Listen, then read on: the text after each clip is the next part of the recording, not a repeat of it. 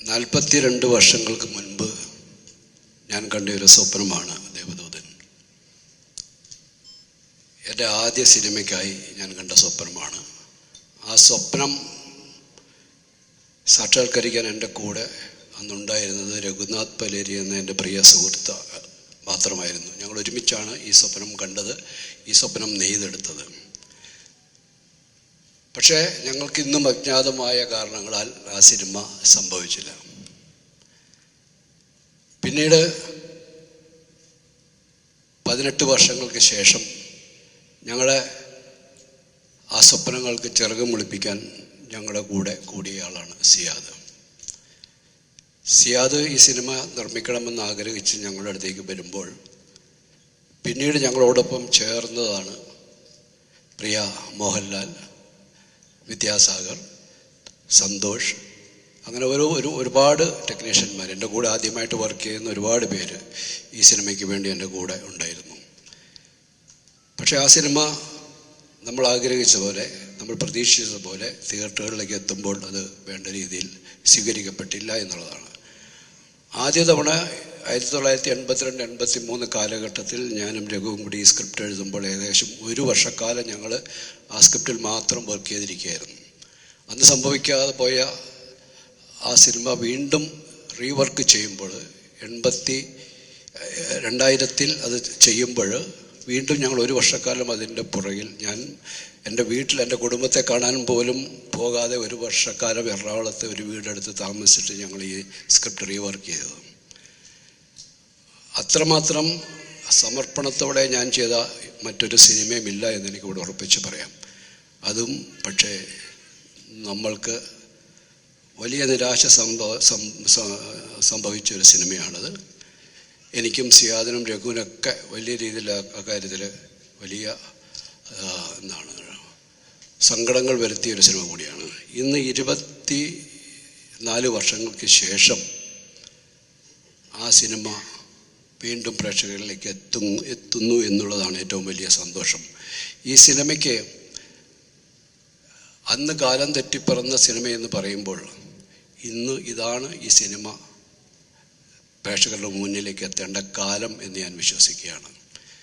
കാരണം 2000-ൽ ഈ സിനിമ ഇറങ്ങിയപ്പോൾ ജനിച്ചിട്ട് പോലും ഇല്ലാത്ത ഒരു തലമുറ ഇന്ന് ഈ സിനിമയെക്കുറിച്ച് സോഷ്യൽ മീഡിയയുടെ ഇടങ്ങളിൽ നടത്തുന്ന അവരുടെ അഭിപ്രായങ്ങൾ, ഈ സിനിമയോടുള്ള അവരുടെ താല്പര്യങ്ങൾ വലിയ ചർച്ചയായി മാറുമ്പോഴാണ് ഒരുപാട് പേര് നമ്മളോട് ആവശ്യപ്പെടുന്നു, ഇത് റീമാസ്റ്റർ ചെയ്ത് റിലീസ് ചെയ്യേണ്ടതുണ്ട്. അതിനായി കാത്തിരിക്കുന്ന ഒരുപാട് വലിയ ഒരു പ്രേക്ഷക സമൂഹമുണ്ട് എന്ന് ഞങ്ങൾ തിരിച്ചറിഞ്ഞതിൻ്റെ ഭാഗമായിട്ടാണ് ഇത് നമ്മൾ ഇങ്ങനെയൊരു റീമാസ്റ്റേർഡ്, എഡിറ്റഡ് 4K അറ്റ്മോസ് വേർഷനിലേക്ക് ഈ സിനിമ കൊണ്ടുവരുന്നത്. ഇതിൻ്റെ പുറകിൽ പ്രവർത്തിച്ചത് സിയാദിൻ്റെ മകളും ഉൾപ്പെടെയുള്ള ബോണി തുടങ്ങിയ കുറച്ച് ചെറുപ്പക്കാരുടെ കഠിനമായ പരിശ്രമമാണ് ഇതിനുള്ളത്. അവരെല്ലാവരും കൂടെ ചേർന്ന് ഇതിൻ്റെ ഒരു പ്രവർത്തനം പാതി വഴിയിലെത്തിയപ്പോഴാണ് എന്നെ അറിയിക്കുന്നത് ഞങ്ങളിങ്ങനെ ഒരു മൂവ്മെൻ്റ് ഉണ്ടാകുന്നു. ഞാനത് പോയി കണ്ടപ്പോഴാണ് ഞാനാണ് നിർദ്ദേശിച്ചത് ഇത് എഡിറ്റ് ചെയ്തിട്ട് ഇതിൻ്റെ ഒരു പുതിയ വേർഷൻ, നമ്മളിതുവരെ കഴിഞ്ഞ പ്രാവശ്യം ഇതിനു മുമ്പ് റിലീസ് ചെയ്തപ്പോൾ ഉണ്ടായിരുന്ന ആ കണ്ടൻറ്റിൽ നിന്നും കാര്യമായൊരു എഡിറ്റ് നടത്തിക്കൊണ്ടാണ് ഇന്ന് ഈ വേർഷനിലേക്ക് എത്തുന്നത്. അതിൻ്റെ കൂടെ സഞ്ചരിച്ച ഒരുപാട് പേരുണ്ട്. ഈ പുതിയ തലമുറയിലെ ചെറുപ്പക്കാർക്ക് കൂടാതെ തന്നെ ആദ്യകാലത്ത് ഈ സിനിമ ചെയ്യുമ്പോൾ, ആദ്യ തവണ ഈ സിനിമ ചെയ്യുമ്പോൾ എൻ്റെ കൂടെ ഉണ്ടായിരുന്ന 2 പ്രധാനപ്പെട്ട വ്യക്തിത്വങ്ങളെ ഓർക്കാതിരിക്കാൻ കഴിയില്ല. പ്രിയ അഭിനേതാവ്, എൻ്റെ ഏറ്റവും അടുത്ത സുഹൃത്തുക്കളുടെ മുരളിയും, ഇതിൻ്റെ സൗണ്ട് മിക്സിംഗ് നടത്തിയ ശ്രീധറും മുരളിയും ഇന്ന് നമ്മോടൊപ്പം ഇല്ല. ശ്രീധർ AR റഹ്മാൻ്റെ എല്ലാ പാട്ടുകൾക്കും എല്ലാ സിനിമകൾക്കും ഫൈനൽ മിക്സിംഗ് ചെയ്യുന്ന സൗണ്ട് റെക്കോർഡിസ്റ്റായിരുന്നു. അന്ന് അദ്ദേഹം ഒരുമിച്ച് ഇതിൻ്റെ DTS മിക്സിംഗ് ചെയ്യുമ്പോൾ അദ്ദേഹം എൻ്റെ അടുത്ത് പറഞ്ഞത്, ഇത്രയും പെർഫെക്റ്റ് ആയിട്ടുള്ള ഒരു ഓഡിയോ ട്രാക്സ് എനിക്ക് ഇതിനു മുമ്പ് കിട്ടിയിട്ടേ ഇല്ല. അതുകൊണ്ട് രാവും പകലും ഉറക്കമൊഴിച്ചിരുന്ന് അദ്ദേഹം ഇതിൻ്റെ മിക്സിംഗ് ചെയ്തു. പക്ഷേ നമ്മളുടെ തിയേറ്ററുകളിൽ അന്ന് എല്ലാ വ്യാപകമായിട്ട് DTS സംവിധാനം ഇല്ലാത്തത് കൊണ്ട് എല്ലാ പ്രേക്ഷകർക്കും അത് അതിൻ്റെ പരിപൂർണമായൊരു ആസ്വാദന സാഹചര്യം ഇല്ലാതെ പോയി എന്നുള്ളതാണ് സംഭവിച്ച മറ്റൊരു സങ്കടം.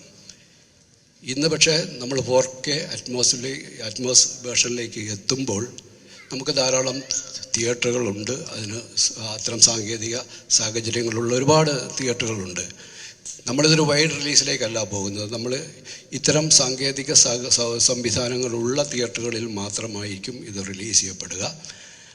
അതോടൊപ്പം തന്നെ എന്നോടൊപ്പം പ്രവർത്തിച്ച മറ്റ് പ്രിയപ്പെട്ട ആൾക്കാരെയെല്ലാം, ഭൂമിയെക്കുറിച്ച് പറഞ്ഞു. ഭൂമിനാഥൻ എൻ്റെ സിനിമയുടെ ഏറ്റവും വലിയ ബലമായിട്ട് എനിക്ക് എപ്പോഴും കൂടെ ഉണ്ടായിരുന്നത് ഭൂമിനാഥനാണ്. രഞ്ജിത്ത് പറഞ്ഞത് 100% ശരിയാണ്. ഇത്രമാത്രം താളബോധമുള്ള ഒരു എഡിറ്ററില്ല. ഭൂമി നന്നായിട്ട് മൃദംഗം വായിക്കുന്ന ആളാണ്. അതുകൊണ്ട് തന്നെ ആ താളബോധം അദ്ദേഹത്തിന് ജന്മസിദ്ധമായിട്ടുള്ളതാണ്. ഒപ്പം സന്തോഷ്, രഘു, എല്ലാവരും ഇന്നിവിടെ നമ്മുടെ കൂടെ ഇല്ലാതെ പോയ ഒരാൾ കൂടിയുണ്ട്. അത് ഈ സിനിമയുടെ ഏറ്റവും വലിയ ആത്മാവെന്ന് പറയാവുന്ന, ഇതിൻ്റെ സോളെന്ന് പറയാവുന്ന സംഗീതത്തിൻ്റെ പിന്നണിയിൽ അതിന് കാരണക്കാരനായ പ്രിയ വിദ്യാസാഗറാണ്.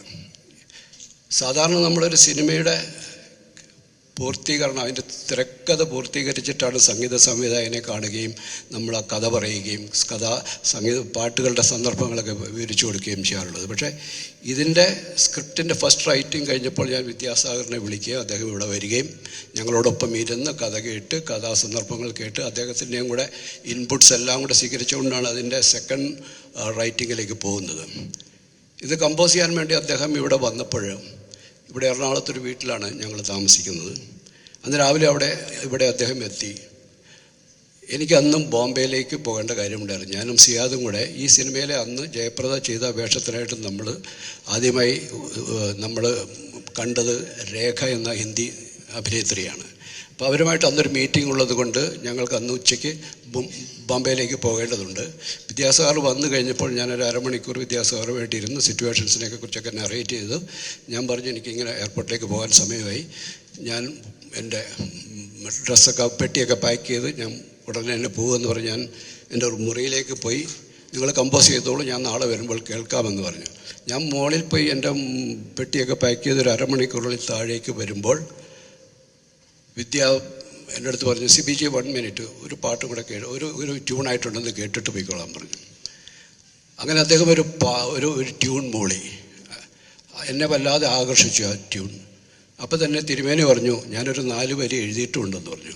അങ്ങനെ തിരുമേനിയും വിദ്യാസാഗറും കൂടെ ആദ്യത്തെ കമ്പോസ് ചെയ്ത പാട്ടിൻ്റെ ആദ്യത്തെ 4 വരികൾ പാടി കേൾപ്പിച്ചു. അതാണ് കരളെ നിൻ കൈപിടിച്ചാൽ എന്ന പാട്ട്. ഒരു നിമിഷ നേരം കൊണ്ട് അത് സൃഷ്ടിക്കുകയാണ്.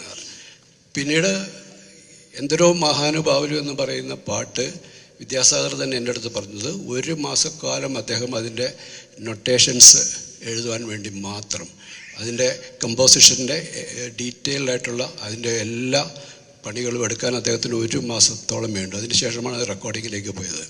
അങ്ങനെ സംഗീതത്തിൻ്റെ ഏറ്റവും ഈ സിനിമ സംഗീതത്തിൻ്റെ ആത്മാവ് പൂർണ്ണമായിട്ട് നിറഞ്ഞു നിൽക്കുന്ന ഒരു കഥയാണ്, ഒരു സിനിമയാണിത്. അത് സാധ്യമായത് വിദ്യാസാഗർ എന്ന് പറയുന്ന മാന്ത്രികനായ സംഗീതത്തിലൂടെയാണ്. അതിന് ഏറ്റവും ഉചിതമായ വരികൾ എഴുതുന്ന പ്രിയ തിരുമേനിയാണ്.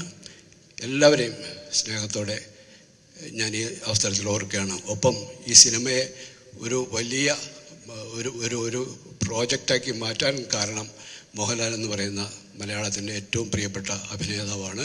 അദ്ദേഹത്തിൻ്റെ സാന്നിധ്യം തന്നെയാണ് ഈ സിനിമയുടെ ഏറ്റവും വലിയ ശക്തിയും ബലവുമായി തീർന്നത്. വീണ്ടും ഈ 24 വർഷങ്ങൾക്ക് ശേഷം ഈ പുതിയ വേർഷൻ്റെ ട്രെയിലർ ലോഞ്ചിനായിട്ട് അദ്ദേഹം നമ്മളോടൊപ്പം ഇവിടെ എത്തിയതിൽ അദ്ദേഹത്തോടുള്ള എൻ്റെ സ്നേഹവും നന്ദിയും അറിയിക്കുന്നു. എല്ലാവരെയും ഞാൻ തിയേറ്ററുകളിലേക്ക് ഈ റിലീസ് ചെയ്ത ദിവസം, അത് താമസിയാതെ ഇവിടെ അനൗൺസ് ചെയ്യും ആ ഡേറ്റ്, എല്ലാവരെയും ഞാൻ തിയേറ്ററുകളിലേക്ക് ക്ഷണിക്കുകയാണ്. നിങ്ങൾക്ക് ഞാൻ ഉറപ്പ് നൽകുന്നു, നിങ്ങൾക്ക് ഇതുവരെ അനുഭവിച്ചിട്ടില്ലാത്ത, മലയാള സിനിമയിൽ നിന്നും നിങ്ങൾ ഇതുവരെ അനുഭവിച്ചിട്ടില്ലാത്ത ഒരു ശ്രാവ്യ അനുഭവമായിരിക്കും ദേവദൂതൻ ഈ റീമാസ്റ്റേർഡ് എഡിറ്റർ ന്യൂ വേർഷൻ. എല്ലാവർക്കും എൻ്റെ സ്നേഹം, നന്ദി. Thank you.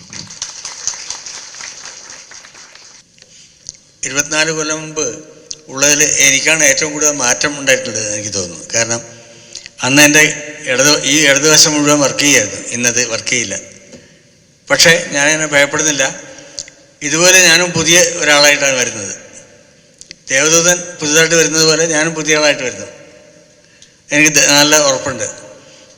ലാലിൻ്റെ കൂടെ വർക്ക് ചെയ്തിട്ടുള്ള ഒരു 39 കൊല്ലം മുമ്പ് ചെയ്തിട്ടുള്ള ഒരു പാട്ട് എനിക്കിപ്പോൾ ഓർമ്മ വരുന്നു. പാടാന്ന് പോയി എനിക്ക് ബുദ്ധിമുട്ടുന്നാലും. മഴനീർത്തുള്ളിയെ മുത്തായി മാറ്റും നന്മണിച്ചിപ്പിയെ പോലെ, നന്മണിച്ചിപ്പിയെ പോലെ, നറുനെയ് വിളക്കിനെ താരകമാക്കും സാമഗാനങ്ങളെ പോലെ, സാമഗാനങ്ങളെ പോലെ എന്നൊരു പാട്ട്. ശരിക്ക് അന്ന് ചെയ്തിട്ടുള്ള പടം ഒരു മഴനീർത്തുള്ളിയായിരുന്നു. പക്ഷേ ആ മഴനീർത്തുള്ളി കാലത്തിൻ്റെ ചിപ്പിക്കകത്ത് ഇരിക്കുകയും അത് മുത്തായി മാറുകയും ചെയ്തിട്ടാണ് ഇന്ന് 24 വർഷങ്ങൾക്ക് ശേഷം വരുന്നത്. അതുകൊണ്ട് അന്നത്തെ മഴത്തുള്ളിയല്ല ഇന്നത്തെ മുത്ത്, അതിനേക്കാൾ എത്രയോ വില പിടിച്ചതാണ് മുത്ത്. തീർച്ചയായിട്ടും ഇത് സിബിയുടെയും പിന്നെ ഇവരുടെ ഞങ്ങളുടെ എല്ലാവരുടെയും പരിശ്രമം കൊണ്ട് ഉണ്ടായിട്ടുള്ള ഈ സൃഷ്ടി കൂടുതൽ കുട്ടികളുടെ പുതിയ തലമുറയിലേക്ക് പടരട്ടെ എന്ന് ഞാൻ ആശംസിക്കുന്നു. എൻ്റെ പാട്ടുകൾ നിങ്ങൾ ധാരാളം കേൾക്കട്ടെ എന്ന് ഞാൻ ആശംസിക്കുന്നു. പിന്നെ ഒരു കാര്യം, പല കാര്യങ്ങളും എനിക്കിപ്പോൾ പുതിയതായിട്ട് തോന്നുന്നുണ്ട്. ഞാൻ താഴത്തുനിന്ന് സിബിയുടെ കുടുംബത്തിനെ കണ്ടപ്പോൾ ഞാൻ പെട്ടെന്ന് ഓർക്കുന്നത് ആലുവയിലെ പള്ളിയിൽ വെച്ച് സിബിയുടെ മാരേജാണ്. ഇതുപോലെ ഓരോരാൾക്കും ഇപ്പോൾ നമ്മുടെ അദ്ദേഹത്തിനെ കാണുമ്പോൾ ചിപ്പിയാണ് എനിക്ക് ഓർമ്മ. ചിപ്പി എൻ്റെ പടങ്ങൾ 2 പടങ്ങളിലാണ് ഞാൻ വർക്ക് ചെയ്തിട്ടുള്ള പടത്തിൽ വർക്ക് ചെയ്തിട്ടുള്ളത്, രഞ്ജിത്തിൻ്റെ.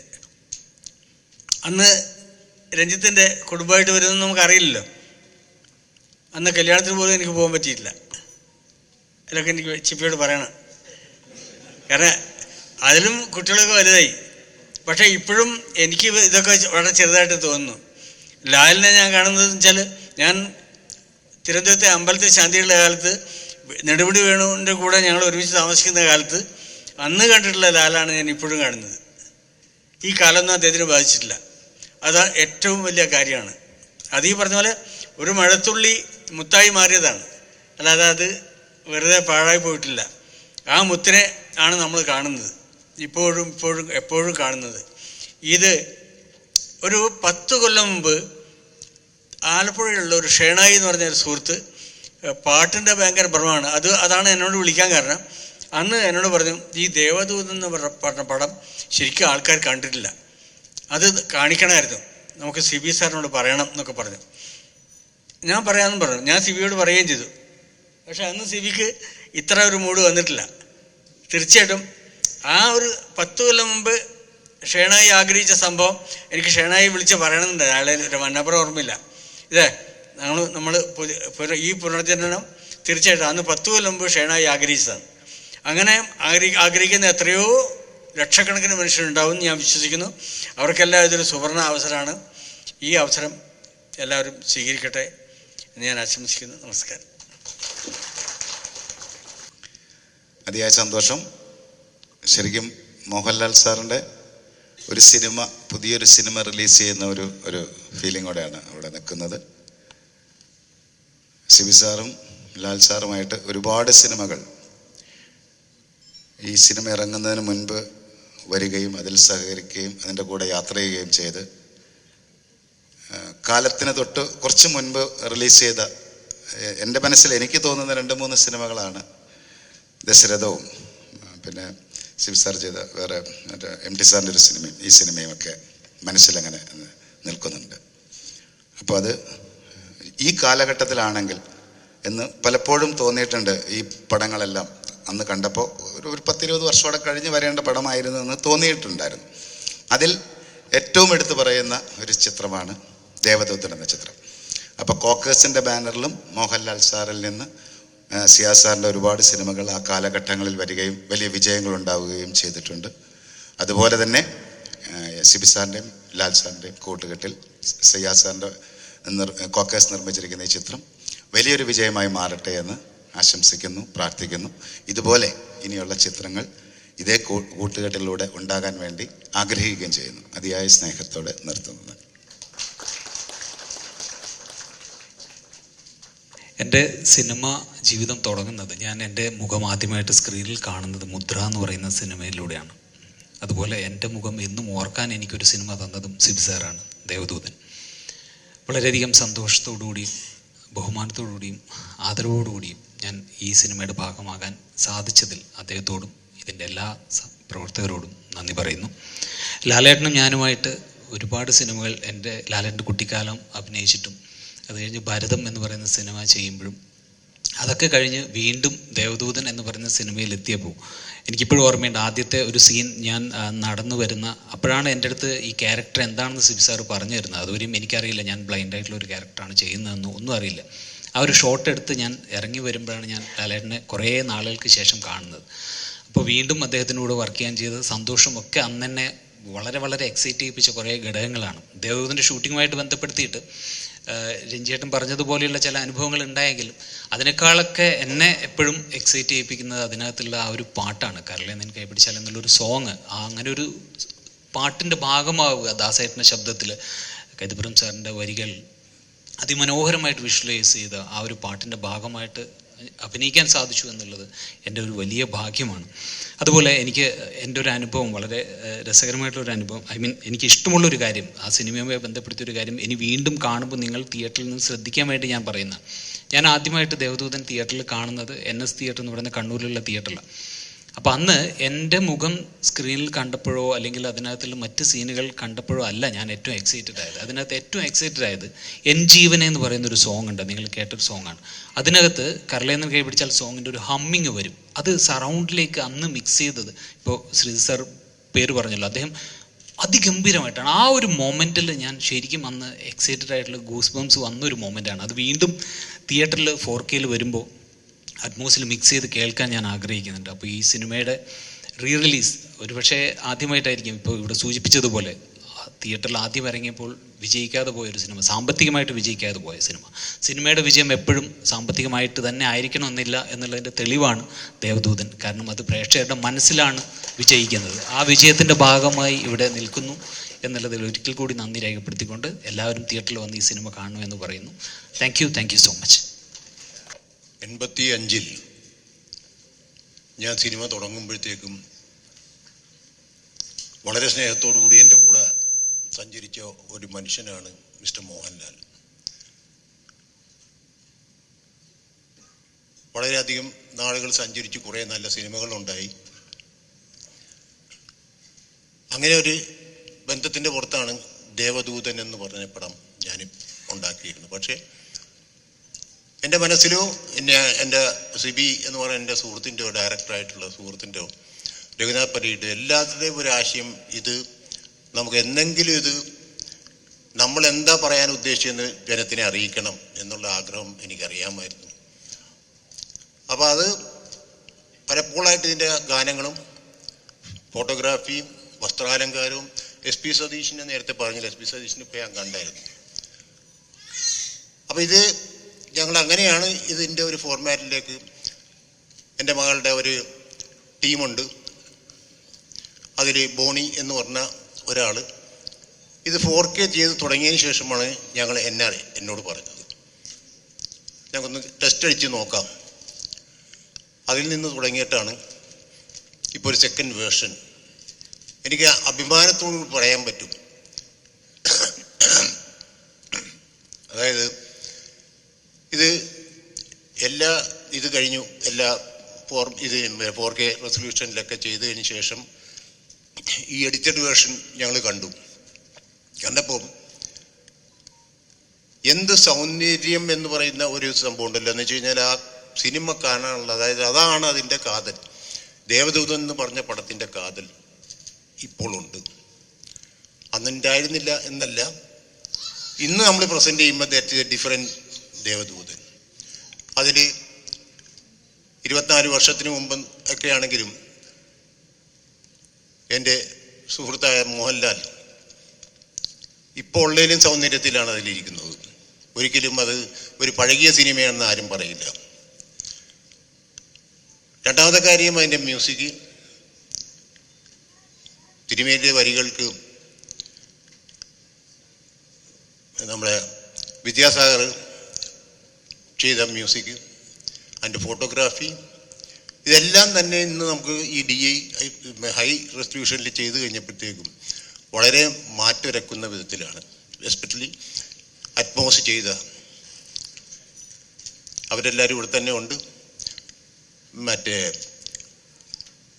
എല്ലാവർക്കും ഇതൊരു പുതിയ അനുഭവമായിട്ടാണ്. നമ്മൾ എവിടെയൊക്കെ അപ്രോച്ച് ചെയ്തിട്ടുണ്ടോ, സപ്ത റെക്കോർഡിംഗ് സ്റ്റുഡിയോ, അവിടെയാണ് ഫൈനൽ മിക്സും കാര്യങ്ങളൊക്കെ ഞാൻ ചെയ്തത്, അറ്റ്മോസും കാര്യങ്ങളും. ശരിക്കും പറഞ്ഞാൽ ഞാൻ ഞെട്ടി. എന്ന് വെച്ച് കഴിഞ്ഞാൽ അവിടെ അവർ കാണിച്ചു തന്നപ്പോഴത്തേക്കും, മിക്സി കഴിഞ്ഞിട്ട് കണ്ടു കഴിഞ്ഞപ്പോഴത്തേക്കും ഇത്രയും ഒരു സംഭവം ഉണ്ടല്ലോ ഇതിൽ. വിദ്യയുടെ റീ റെക്കോർഡിങ്, സോങ്സ്, കാര്യങ്ങളെല്ലാം തന്നെ എടുത്തു പറയേണ്ടത്. ഇന്നത്തെ കാലഘട്ടത്തിലും പഴകിയതല്ലാത്ത ഡ്രസ് കോഡ് അതിലുണ്ടായിരുന്നു. ആ ഡ്രസ്സ് എന്ന് പറയുന്നത് SB സതീശൻ്റെ മാത്രം. സതീഷ്, താങ്ക്സ് സതീഷ്. ബിക്കോസ് എൻ്റെ എല്ലാ പടങ്ങളിലും ഒരു കോസ്റ്റ്യൂമറായിരുന്നു അദ്ദേഹം. സബ്മറീൻ ബത്തലേമിലാണെങ്കിലും ഈ പടം കണ്ടപ്പോഴത്തേക്കും എനിക്ക് അദ്ദേഹത്തിനോട് ഞാൻ പറഞ്ഞു, ഞാൻ ഇൻവൈറ്റ് ചെയ്യാൻ വിളിച്ചപ്പോഴത്തേക്കും പറഞ്ഞു, അന്ന് ചെയ്തേക്കുന്ന കോസ്റ്റ്യൂം ഇന്നത്തെ സ്റ്റൈലില്ല. ഒരിക്കലും അത് അന്നത്തെ ഒരു സ്റ്റൈല് എന്ന് പറയുന്ന ലെവലല്ലായിരുന്നു. അതെന്നെ ഏറ്റവും കൂടുതൽ ആഹ്ലാദിപ്പിച്ചു. എന്ന് വെച്ച് കഴിഞ്ഞാൽ ഇന്ന് നമ്മളൊരു റീമാസ്റ്റർ ചെയ്ത് ഇവിടെ വരുമ്പോഴത്തേക്കും ഈ കോസ്റ്റ്യൂംസൊക്കെ പഴയത് ഒരിക്കലും അല്ല. എസ്പെഷ്യലി ലാൽ സാറിൻ്റെയും ലാലിൻ്റെയും മറ്റുള്ള എല്ലാ ആർട്ടിസ്റ്റിൻ്റെയും അങ്ങനെ എല്ലാ വിധത്തിലും ഒരു പുതുമ. ശരിക്കും പറഞ്ഞാൽ ഇന്ന് ആരോ പറയുന്നത് കേട്ടു, അതായത് ഒരു പുതിയ സിനിമ റിലീസ് ചെയ്യുന്ന ലെവലിലാണ് ഞങ്ങൾ ഈ സിനിമ ഇന്ന് ബ്രിങ് ഔട്ട് ചെയ്യുന്നത്. എന്തുകൊണ്ടും സന്തോഷം. തീർച്ചയായിട്ടും ഇനിയെപ്പോൾ എനിക്കറിയില്ല ലാലുമായിട്ട് സഹകരിച്ചൊരു സിനിമ ഉണ്ടാകും എന്നുള്ള എനിക്കറിയില്ല. അപ്പോൾ അത് കാരണം ഇതിവിടെ എത്തിയതിന് നന്ദി, ഇങ്ങനെ പ്രസൻറ്റ് ചെയ്യാൻ പറ്റിയതിൽ നന്ദി. എല്ലാവരുടെയും പ്രാർത്ഥനയും ഞങ്ങൾക്ക് ഉണ്ടാവണം. ഇതൊരു വലിയ വിജയം എന്ന് പറഞ്ഞൊരു 5 കോടി ക്ലബ്ബോ 10 കോടി ക്ലബ്ബൊന്നും എനിക്ക് ആഗ്രഹമില്ല. ഞങ്ങൾ ഉദ്ദേശിച്ച സിനിമ ഇതാണ് എന്ന് ഇന്ന് ജനങ്ങളെ ബോധിപ്പിക്കുക. ബാക്കി ദൈവത്തിൻ്റെ കയ്യിലാണെന്ന് വിശ്വസിക്കുന്ന ഒരാളാണ് ഞാൻ. അപ്പം എല്ലാവരുടെ പ്രാർത്ഥനകളും വേണം. എല്ലാ സന്തോഷത്തോടെ ഞാൻ നിർത്തുന്നു. Thank you very much. വളരെ ആദരവോടുകൂടി ഞാൻ സിയാദിനോടും സിബിയോടും നന്ദി പറയുകയാണ്. ഞാൻ എൻ്റെ മനസ്സോട് ചേർത്ത് പിടിച്ച ഒരു സിനിമയാണ് ദേവദൂതൻ. മനസ്സിൽ കണ്ടതിനും അപ്പുറം ഇതിനെ മനോഹരമാക്കിയ സംവിധായകനാണ് എൻ്റെ പ്രിയപ്പെട്ട സിബി. അതിന് കൂടെ നിന്ന ആളാണ് സിയാദ് കോക്ക. ഇതിൽ പങ്കെടുത്ത അതിനു വേണ്ട ഈ ഭംഗി നൽകിയ എല്ലാവരും എൻ്റെ പ്രതീക്ഷയ്ക്കും അപ്പുറമാണ് അതിൽ നിറങ്ങൾ വാരി വിതറിയതും. ഈ സിനിമ ഞാൻ പ്രതീക്ഷിച്ചത് അത്ര ആൾക്കാരൊന്നും അങ്ങനെ കണ്ടില്ല എന്ന് മനസ്സിലാക്കിയ നിമിഷം ഞാൻ മനസ്സുകൊണ്ട് ഈ സിനിമയോട് ഒരു ഡിറ്റാച്ചായി നിന്നിരുന്നു. അത് എനിക്ക് തന്നെ സംരക്ഷിക്കാൻ വേണ്ടിയിട്ടായിരുന്നു. സാവകാശമാണ് ഈ സിനിമയെ പ്രകീർത്തിച്ചുകൊണ്ട് ധാരാളം സന്ദേശങ്ങളും എഴുത്തുകളുമൊക്കെ എനിക്ക് നിരന്തരം വരാറുണ്ടായിരുന്നു. ഇത് കഴിഞ്ഞ ദിവസം വരെയുണ്ട്. അത് ഇഷ്ടംപോലെ വരാറുണ്ട്. ചിലർക്കൊക്കെ ഞാൻ തമാശ രൂപത്തിൽ മറുപടിയൊക്കെ എഴുതാറുണ്ട്. എന്നോട് ഒരു കാര്യമായിട്ടൊരു ട്രെയിൻ യാത്രയിൽ ഒരാൾ പറഞ്ഞു, ഇത് കാലം തെറ്റി ഇറങ്ങിയ ഒരു സിനിമയാണെന്ന്. അപ്പം ഞാൻ പറഞ്ഞു, സിനിമയൊക്കെ കറക്റ്റ് സമയത്താണ് ഇറങ്ങിയത്, നിങ്ങൾ വരാൻ വൈകിപ്പോയതാണെന്ന് പറഞ്ഞു. അല്ലാതെ ഈ കാലം തെറ്റിയ സിനിമ, കാലം തെറ്റിയ അങ്ങനെ ആരെയും നമ്മൾ കണ്ടിട്ടില്ല. കാലം തെറ്റി നമുക്ക് മുമ്പിൽ ജനിച്ച ഒരാളെയും ഞാൻ കണ്ടിട്ടില്ല ഇന്ന് വരെ. ഇനി കാലം തെറ്റിയ സിനിമ 20 വർഷം കഴിഞ്ഞിട്ടാണ് ഈ സിനിമ എടുക്കേണ്ടതെങ്കിൽ അന്ന് എൻ്റെ കൂടെ ആരാ ഉണ്ടാവുക? നമ്മളൊക്കെ പിന്നെയും പോകണ്ടേ. അപ്പം കാലം തെറ്റിയതൊന്നുമല്ല, എവിടെയോ എന്തോ ആർക്കോ എന്തോ ആരോടോ പറയാനുണ്ടെന്ന് വിശാൽ കൃഷ്ണമൂർത്തി പറയുന്നത് മാതിരി ആ പറയാനുണ്ടായിരുന്ന ആൾക്കാരൊന്നും എത്തിയിട്ടുണ്ടാവില്ലായിരിക്കും അന്ന്. ഇപ്പോഴേ എനിക്ക് തോന്നുന്നു ഇപ്പോൾ ഇതെല്ലാവർക്കും മനസ്സിലാവുമെന്ന് തോന്നുന്നു. 100% നിറഞ്ഞ മനസ്സോടെ ഞാൻ പറയുകയാണ്, എനിക്ക് ഇത് ഇപ്പോഴൊരു പുതിയ സിനിമയാണ്. ഈ സിനിമ പൂർണ്ണമായും ഒരു വിജയമായി മാറുമെന്ന ഉറച്ച വിശ്വാസം എനിക്കുണ്ട്. എൻ്റെ അക്ഷരങ്ങൾ കൊണ്ട്, എൻ്റെ അക്ഷരങ്ങൾ സത്യമാണെങ്കിൽ ഈ സിനിമ പൂർവാധികം ഭംഗിയായി വിജയിച്ചിരിക്കും. 24 വർഷങ്ങൾക്ക് ശേഷം ഈ സിനിമ വീണ്ടും റീ-റിലീസ് ഞാൻ പറയില്ല, ഈ സിനിമ വീണ്ടും വരികയാണെങ്കിൽ അതിൻ്റെ കാരണക്കാരനും മോഹൻലാലാണ്. ഇന്നും ഇവിടെയും ലാലുണ്ട്. അതിൻ്റെ ഒരു പ്രകാശം വളരെ പ്രധാനമാണ്. എനിക്ക് സത്യം പറഞ്ഞാൽ ഒരു 24 വയസ്സ് പെട്ടെന്ന് വീണ് കിട്ടിയ പോലെയാണ്. ഞാനിപ്പോൾ 2000-ലാണ് നിൽക്കുന്നത്. നിങ്ങളെയൊന്നും എനിക്കറിയില്ല. ഞാൻ 2000-ലെ ആൾക്കാരെയാണ് കാണുന്നത്. 2000-ലെ അന്നത്തെ സിബി, അന്നത്തെ സിയാദ്, അന്നത്തെ ലാല്, അന്നത്തെ രഞ്ജിത്ത്. ഞാൻ രഞ്ജിത്തിനൊക്കെ ഇങ്ങനെ ആലോചിക്കുകയായിരുന്നു. അന്നത്തെ ശേഷം ഞാൻ രഞ്ജിത്തിനെ ഇപ്പോഴാണ് കാണുന്നത്. എനിക്ക് തോന്നുന്നു അന്നത്തെ ആ രഞ്ജിത്തിനൊക്കെ ആ യാത്രകളും സംസാരങ്ങളും ഞാനങ്ങനെ എല്ലാം ഇങ്ങനെ ഞാനിത്ര ഇമോഷണലായിപ്പോയി സത്യം പറയാൻ അവിടെ ഇരിക്കുമ്പോൾ. പലതും എന്നെ എത്രയോ പേര് എൻ്റെ അടുത്ത് തമാശയോടെ സംസാരിച്ചിട്ടുണ്ട്. അതായത് സമയത്തിന് മുൻപേ നിങ്ങളാരത് ഇറക്കാൻ പറഞ്ഞെന്നൊക്കെ ചോദിച്ചു. അത് ഞാൻ പറഞ്ഞില്ലേ, ഇങ്ങനെ സമയത്തിന് തെറ്റി വന്നു എന്നൊക്കെ പറയുന്ന ഒരു വെറുമൊരു ബോഷ്കായ വർത്തമാനമാണ്. അന്ന് ആൾക്കാർ കണ്ടിട്ടില്ല, അത്രയേ ഉള്ളൂ. പക്ഷേ ഇപ്പോൾ ഈ സിനിമ നിങ്ങൾ അന്ന് കണ്ട ദേവദൂതനെ അല്ല. അന്ന് ആരെങ്കിലും കണ്ടിട്ടുണ്ടെങ്കിൽ ഇല്ല. ഇത് 100% ഒരു ഫ്രഷ് സിനിമയാണ്, പുതിയ സിനിമയാണ്. പുതിയ മോഹൻലാൽ ചിത്രം, പുതിയ സിബി മലയിൽ ചിത്രം, പുതിയ സിയാദ് കോക്കർ ചിത്രം. നിങ്ങൾ കണ്ടു നോക്കണം. വളരെ രസമാണ്, വളരെ മനോഹരമാണ്. ഞാൻ എൻ്റെ ജീവിതം ഇന്ന് മുതൽ 4K റെസൊല്യൂഷനിലാണ്. ഇന്ന് മുതൽ ഞാൻ എല്ലാ അറ്റ്മോസ്ഫിയറാണ് കേൾക്കുക. ആരെന്ത് പറഞ്ഞാലും അറ്റ്മോസ്ഫിയറാണ് കേൾക്കുക. എന്തൊരു രസം അറിയാം. 4K resolution. അതായത് മുൻപ് ഞാൻ വിവാഹിതനാണ്. അപ്പം എൻ്റെ ആ ദാമ്പത്യത്തെ ഞാനിപ്പോൾ കാണുന്നത് റീ-റിലീസ് ചെയ്യുകയാണ്. ഭയങ്കര രസമാണ്. എൻ്റെ സമയത്തോളം എനിക്ക് എല്ലാ പടങ്ങളും ഒന്ന് 4K ആക്കണമെന്നുണ്ട്. പറ്റുമെങ്കിൽ സാധിക്കില്ല എന്നത്തെ. അതുകൊണ്ട് എന്നത്തെ ഞാൻ 4K ആക്കി. അതുകൊണ്ട് ഇന്ന് മുതൽ നിങ്ങളെല്ലാവരും 4K ആണ്. എന്താണ് ഈ 4K എന്നൊക്കെ കാര്യമായിട്ട് ചോദിച്ചാൽ മതി, സന്തോഷം ഉണ്ടെങ്കിൽ പറഞ്ഞു തരും. എനിക്ക് തോന്നുന്നു 6K 8K ഒക്കെ ഉണ്ട്. പണ്ട് ഞങ്ങൾ ഈ ഫിലിമിൽ ഷൂട്ട് ചെയ്യുമ്പോൾ അത് 16K ഒക്കെ ഉണ്ട്. പക്ഷേ ഇപ്പോഴത്തെ ജനറേഷൻ അറിയുന്നൊരു വാക്കാണ് 4K അല്ലെങ്കിൽ അറ്റ്മോസ്. അത് അങ്ങനെ കാണാം. അതുകൊണ്ട് ഒരു 4K മോഹൻലാലിനെ കാണാൻ നിങ്ങളെ ക്ഷണിക്കുന്നു, 4K സിബിയെ കാണാൻ നിങ്ങളെ ക്ഷണിക്കുന്നു, 4K ദേവതയെ കാണാൻ നിങ്ങൾ ക്ഷണിക്കുന്നു. അതുകൊണ്ട് എല്ലാവർക്കും സന്തോഷം. നന്ദി, നമസ്കാരം. ഞാൻ ഇത്ര ഇമോഷണൽ.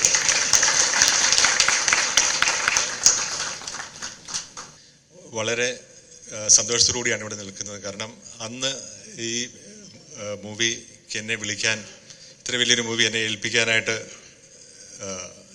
സന്മനസ് കാണിച്ച സിബി സാറിനും സിയാദിക്കായി ഞാൻ പ്രത്യേകം നന്ദി പറയുന്നു. അന്ന് നന്ദി പറയാൻ പറ്റിയിട്ടില്ല, ഇപ്പോൾ നന്ദി പറയുകയാണ്. കാരണം അതിന് ശേഷമാണ് ഈ സിനിമയുടെ ഒരു ഇത് എനിക്ക് മനസ്സിലായത്. പിന്നീട് ഞാൻ പ്രസംഗമൊന്നുമില്ല, 2 ചെറിയ കാര്യങ്ങൾ എൻ്റെ ജീവിതത്തിൽ എന്നെ ഇൻസ്പയർ ചെയ്ത ഒരു ചെറിയ സംഭവം മാത്രം പറയുകയാണ് ഈ ഫിലിമിനെ കുറിച്ച്. അതായത് ഇതിലെ ഒരു കടൽ തീരത്ത് ഒരു ഏർലി മോർണിംഗ് സീൻ എടുക്കാനായിട്ട് ഞങ്ങൾ പോവുകയാണ്. ഞാനും സിബി സാറും ഒരു വണ്ടിയിൽ ഇറങ്ങുന്നു. ഞങ്ങളാണ് ആദ്യമായിട്ട് ആ ഹോട്ടലിൽ നിന്ന് ഇറങ്ങിപ്പോകുന്നത്. യൂണിറ്റുകാരൊന്നും വന്നിട്ടില്ല. അപ്പം ഞങ്ങൾ കുറച്ച് യാത്രയാണ്. ഏത് ബീച്ചാണെന്ന് ഞാൻ കറക്റ്റായിട്ട് ഓർക്കുന്നില്ല. കുറച്ച് യാത്ര ചെയ്താൽ പോകേണ്ട, ഒരു 45 മിനിറ്റ്സ് ഉണ്ടെന്ന് തോന്നുന്നു. ആലപ്പുഴയായിരുന്നു. അപ്പം ഞങ്ങൾ അവിടെ ചെല്ലുമ്പോൾ ആദ്യം ഞാനും സിബി സാറും കൂടെ അവിടെ കാറിൽ നിന്ന് ഇറങ്ങുമ്പോൾ ഞാൻ കാണുന്നത് ലാൽ സാർ അവിടെ ഓൾറെഡി വണ്ടികൾ ചാരി ഇങ്ങനെ നിൽക്കുകയാണ്. ഇങ്ങനെ ഒരു സംഭവം എൻ്റെ ജീവിതത്തിൽ 2 പ്രാവശ്യം ഉണ്ടായിട്ടുള്ളൂ. ഇതിന് ശേഷം ഉണ്ടായിട്ടുള്ളത് ബോംബെ വെച്ചാണ്. വക്ത് എന്ന് പറയുന്ന ഒരു ഹിന്ദി ഫിലിം ഞാൻ ചെയ്യുമ്പോൾ ഇതേപോലെ തന്നെ അമിതാഭ് ബച്ചൻ ഞാനും ഡയറക്ടറും ചെന്നിറങ്ങുമ്പോൾ ഓൾറെഡി അവിടെ നിൽക്കുകയാണ്, എൻ്റെ സീൻ എവിടെയെന്ന് ചോദിച്ചിട്ട്. അപ്പം അതെൻ്റെ ജീവിതത്തെ ഏറ്റവും അധികം സ്വാധീനിച്ചൊരു വിഷയമാണ്. എന്തുകൊണ്ടാണ് ഈ ലിജൻസ് ആകുന്നത് എന്നുള്ള ഒരു സംഭവം അതിൽ നിന്ന് എനിക്ക് മനസ്സിലാക്കാൻ സാധിച്ചു. Thank you.